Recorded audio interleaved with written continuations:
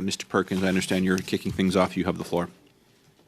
Thank you, Mr. Chair, and thank you, witnesses and Auditor General. I like that opening statement. My opening round is for questions for Mr. Rami. In your previous capacity, primarily as VP of Investments, are the context of my questions in this round. The Severance Center, which is a center that Annette Severance set up at Cape Breton University, applied while Annette Severance was chair for, I believe, almost a total of $6.8 million through various SDTC funds, and that consideration came to the investment committee, I believe, which you oversaw. Is that correct?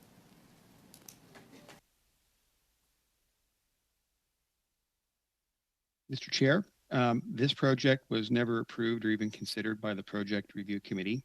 The company had applied and routine due diligence was conducted, but upon being made aware that SDTC staff had conducted due diligence on this application, the PRC removed the project from any further consideration. So on July 30th, 2021, you wrote in an email to your team, to someone named Jen, that you were fast-tracking the approval of that. What did that email mean? Mr. Chair? Jen, I think she was the applications lead. That's correct. So this project applied via the standard application process. The fast-tracking you are referring to occurs when we have sufficient information regarding any application to move to the second step or the third step in our comprehensive six-step due diligence process. In this particular case, while I don't recall the exact details, if it was approved for fast track, that means it would have met that criteria. In general, in our process, probably about 10% of the projects that do apply would receive this fast track consideration. So I appreciate that. Thank you. Did Ms. Severance call and inquire at any point of time onto the status of that application? Mr. Chair, Ms. Severance never did ever call to inquire about that application. On January 18th, 2022, you wrote that while the application would not proceed, that SDTC would give its best efforts to find the Severance Center money elsewhere in the government. Is that correct?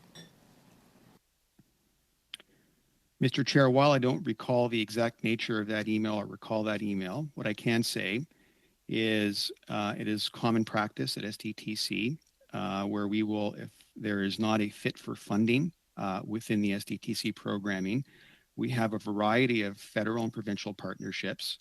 And given the work that we would have done, for example, on an application and all the diligence, we do try and pass that off to other agencies, potentially where there might be a better fit. We don't try and influence those decisions. It's really more a question of can we convey what we have learned and pass that off for others for potential consideration. So in essence, you act as a business development arm to find other government money for projects, including one named after the family of the chair of the board. On June 9th, 2022, a few months after that letter, the Severance Center got $2 million from the industry department. Then it got another $2.2 million from, I believe it was a COA, and then another $1 million from a COA. And it goes on and on over the next couple of months, $1.4 million from DFO, for a total of almost $10 million. So did your team help secure the ISED or a COA money in terms of directing them for the Severance Center when it couldn't get it from SDTC? Mr. Chair, my recollection after would have been maybe after the initial round of introductions. I don't recall or remember us participating in any diligence by these other agencies. But to be fully, I'd have to look into it to confirm that. But that is my recollection. But you did commit, as you said was your standard practice, to help them, and then suddenly they, over the next couple of months, got shockingly money from the ISED department where SDTC reported to that minister, and also got money from ACOA, which also falls under the industry department. So I think actually it was a pretty good, in my view, bailout to get free business development, government granting money for an entity that was set up by the chair that then went and got money, actually more money than it was seeking from SDTC in the next few months from other departments. Did SDTC charge the Verschaeren Center for any of those services? Mr. Chair, as I previously just said, as a standard practice, we do try and engage in referrals to other agencies. It goes both ways. We also work actively, for example, with the Clean Growth Hub, and we receive many referrals from other funding programs. We offer this as a service for applicants in terms of trying to help them as much as we can with those particular referrals. Thank you. That concludes your round, Mr. Perkins. Answer was sidestep, but I'm going to turn now to Mr. Cooper. You have the whole 5 minutes, please. Thank you, Mr. Chair. Mr. Rami, on January 18th, 2022, you wrote to the Verschaeren Center in which you stated that SDTC would, quote, give best efforts to help the Verschaeren Center secure funding. The whistleblower stated in his testimony that unprecedented efforts were made by employees using SDTC's reputation to help secure funding for the Verschaeren Center. And we know that not long after you indicated that SDTC would undertake its best efforts to assist, that the Verschaeren Center received $10 million, or nearly $10 million, in funding from ISED and ACOA. So how is it possible that you thought it was appropriate to use taxpayer-funded resources at SDTC to help secure funding for the chair's personal vanity project? Mr. Chair, as I would have previously said, we do have a common practice for applicants who don't make it through our own process. We try and refer them to other funding programs, whether federal or provincial, and we try and assist in that referral process. I don't recall the specifics. Yeah. My recollection. Well, sir, with the greatest, Mr. Rami, I appreciate that there is a general practice or a general process, but this was not a normal application. It was an application from the Verschaeren Center named in the name of the chair. It was her vanity project. She served as a director. Staff flagged the funding request for $6.8 million from SDTC to be in a conflict. So if that's a conflict, isn't it also a conflict, or gives rise to the perception of a conflict for SDTC to say, well, we can't fund you directly, but we're going to be the agent of the Verschaeren Center to help secure funding from other government departments and agencies? Mr. Chair, again, we assisted with referrals. Once those referrals were done, my recollection is we were no longer involved in any other application or diligence or whatever it may have been. The whistleblower said that unprecedented efforts were taken to help secure funding, and that would be supported by the fact that you confirmed that SDTC did provide assistance, and then, just by coincidence, $10 million arrived at the Verschaeren Center from none other than the Department of Industry, from none other than ACOA, which also SDTC, just by coincidence, falls under that department as well. So are you disputing what the whistleblower stated in his testimony?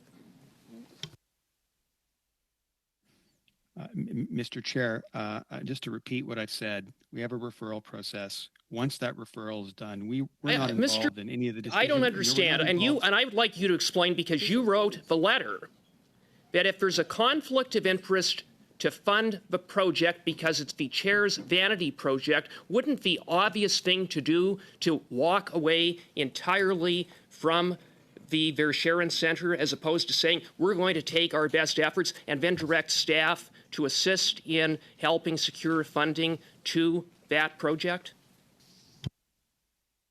Again, Mr. Chair, to repeat my answer, Do you not see the conflict? Do you not see the perception of a conflict? I mean, this is an organization that is riddled with conflicts, so many conflicts that within hours of the Auditor General's report, the minister shut down SDTC.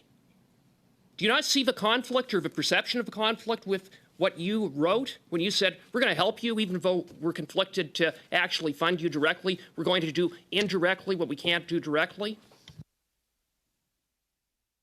Mr. Chair, our role wasn't to provide funding. We provided but to act as an agent of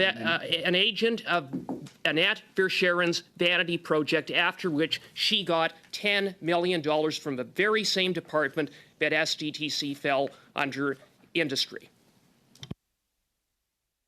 No, again, Mr. Chair, to repeat my answer, we weren't involved in the decision making at all. We wouldn't participate in that. So you don't see a conflict. No wonder this is such a mess. It's all about helping insiders at SDTC will leave the room and get funding for a company. Well, we can't fund the chair's accelerator directly, but we'll go around and we'll help them behind the scenes. And Thank you. It's really Mr. unacceptable. 5 minutes, please.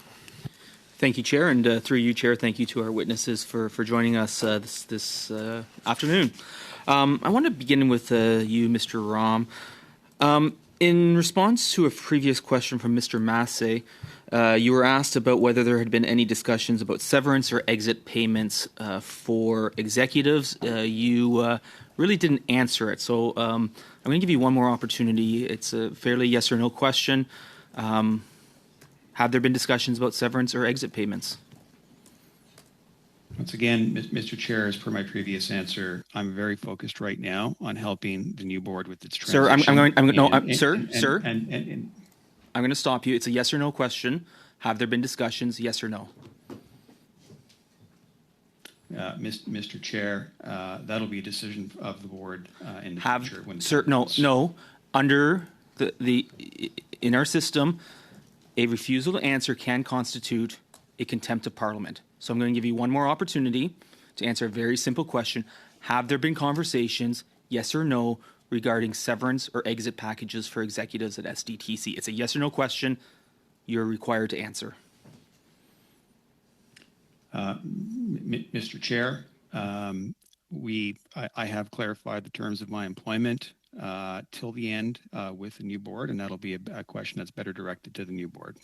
So I'm just going to note on. They decide on my compensation, not me. Sir, you failed to answer. I'm not going to dwell on the issue, but it's a clear failure to answer a question that was duly put, and it requires a yes or no answer.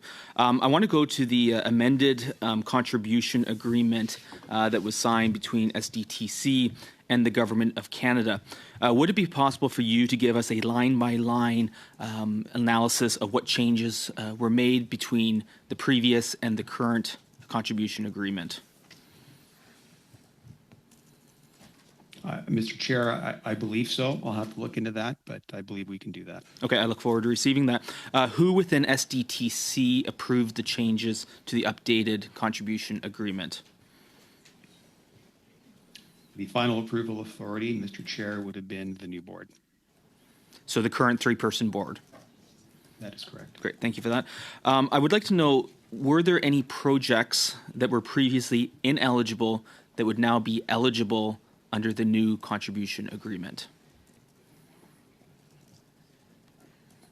Mr. Chair, with regards to any of those projects that were found ineligible as a part of the OAG sample, as per the recommendation, the new board has put in place a process for reviewing all the projects in her sample period.